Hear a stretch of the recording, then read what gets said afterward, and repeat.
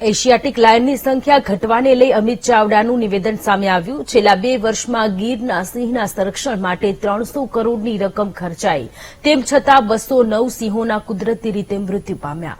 સરકારે કરોડોનો ખર્ચ કર્યા બાદ પણ રાજ્યમાં 238 સિંહના મોત થયા।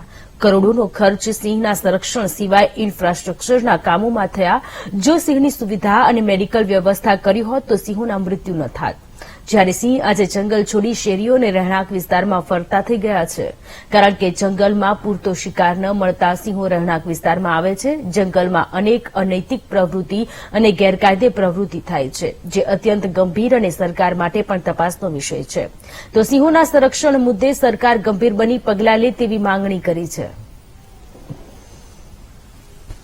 300 કરોડ રૂપિયા જેટલી રકમ રાજ્ય સરકાર દ્વારા સિંહના સંરક્ષણ પાછળ ખર્ચ કરવામાં આવી છે।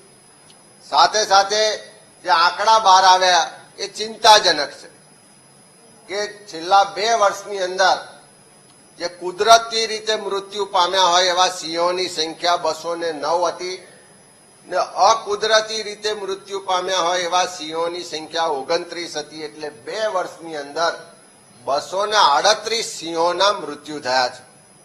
લગભગ 300 કરોડ જેટલી રકમ ખર્ચાઈ હોય અને તેમ છતાં 238 જેટલા સિંહોના મૃત્યુ થાય તો આટલો કરોડો રૂપિયાનો ખર્ચ શેની પાછળ કરવામાં આવ્યો બતાવ્યા છે।